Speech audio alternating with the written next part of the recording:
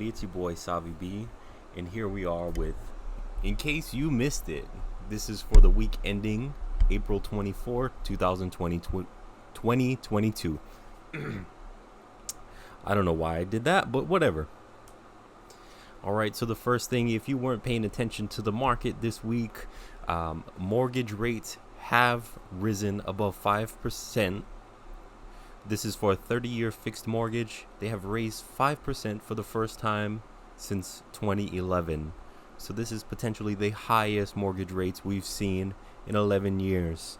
And in this article from Market Watch, it does mention about the interest rates raising above 5%. It mentions that for the week of April 21st, the average 30-year fixed rate was 5.11%, and it is the highest since February 2011. Also, it questions this: is the seller's market over? It mentions that from Realtor.com, year over year, there are 13% less listings than last year, which would indicate that rising rates with a lower supply of housing may do some things to the market that we've never seen before, because we've never been in this position. But it is too early to tell if the seller's market is over. We still see increase in property values and selling prices. So there we have it. Mortgage rates are the highest in 11 years. The next thing that you most likely have seen or have not is that Netflix decided, well, they didn't decide, we decided, right? Netflix, in their first quarter earnings released, that they lost subscribers, and the market didn't take that well.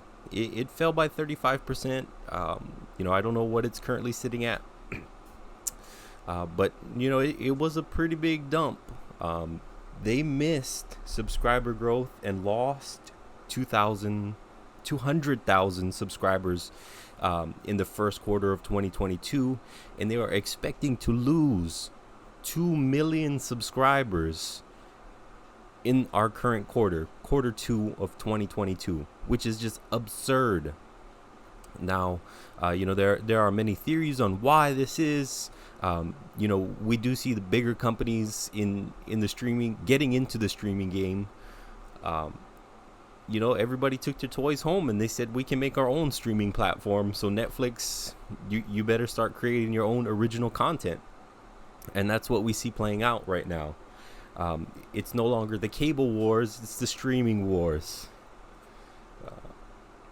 So Netflix can only survive on so many Squid Game views, and I don't believe right now they can put out content fast enough that goes that viral. So on that note, Bill Ackman exited his position in Netflix due to Netflix taking a dive.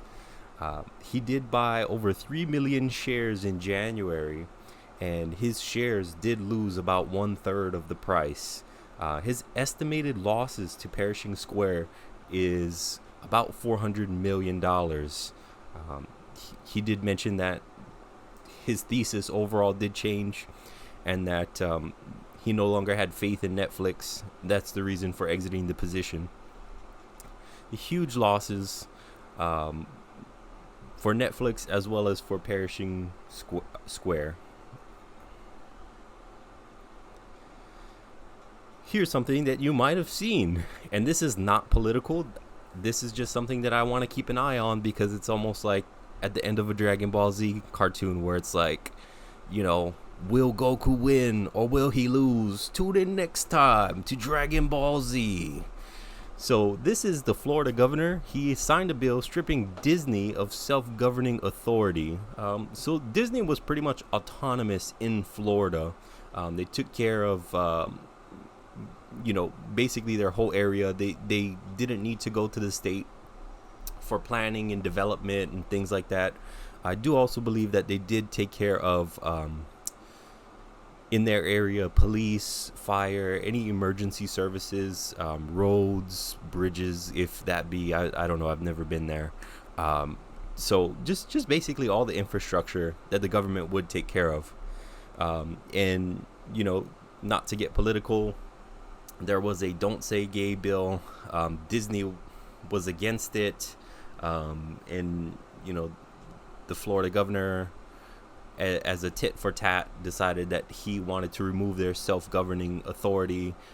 It was passed. I believe it was signed. Yes, it was in this very article. You know, there wasn't a whole lot of cost analysis done on this. So nobody really knows who's going to pay more. Is it going to be the Florida taxpayers, or is it going to be Disney paying more taxes? Nobody knows at this point, because this was honestly a rush job.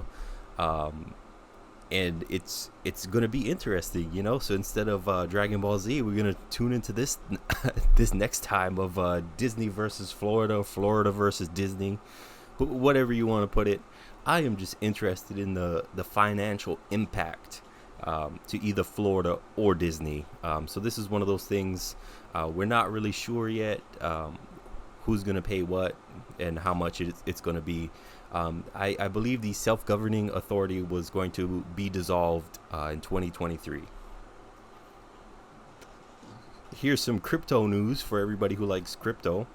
An NFT of the co-founder Jack Dorsey's first tweet has almost lost all of its value. This is pretty crazy. Last year, this first tweet sold for $2.9 million. This year it was put on auction, and the highest bid was $9,968. I don't believe it was actually sold for that because the bid didn't meet the reserve. However, this shows a loss in value of $2,905,867 drop in value, which, I believe it's over 90%. I haven't done the math on it. It's just an absurd evaluation at how it's fallen. Who's to say that crypto's done, NFTs are done? Nobody knows, really. And a lot of the crypto market is cyclical. We've seen booms and busts like no other in the crypto market. Maybe this is just the trough right now. I don't think crypto's going to go anywhere. But it is absurd at how low and how high some of the assets are valued. And I'm sure everyone's heard of this. I just wanted to cover it just for laughs and giggles. The Dow tumbled nearly 1,000 points on Friday as the Federal Reserve signaled sharper interest rate hikes. Wall Street is expecting a 0.5% hike at the next Fed meeting. That would be the first week of May, I believe. And all of this is based off of Powell's comments at the International Monetary Fund meeting or panel, where he said the Fed must move faster than it has previously to tackle high inflation. We are currently battling the highest inflation in 40 years. In March, year over year, it was 8.5%.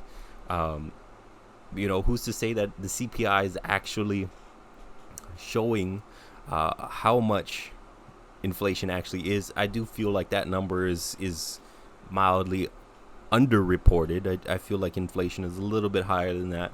But who am I? I'm nobody, so it doesn't really matter. The Fed's saying it's 8.5. That's the number we're going to use. But anyway, they are expecting to attack inflation with everything they can. And Wall Street is expecting them to raise interest rates by 0.5% at the next meeting. And who knows what it's going to be going forward.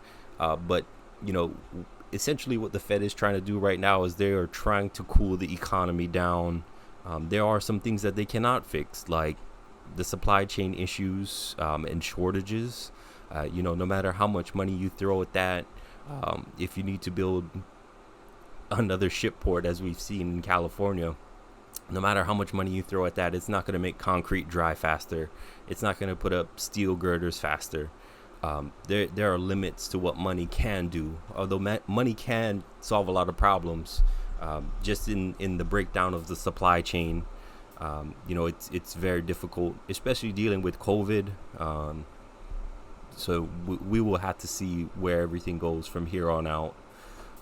But I'd like to thank you for watching and tuning in. I hope you have a great day, and I hope you tune in next week to see what craziness in the financial market there is. All right, take care.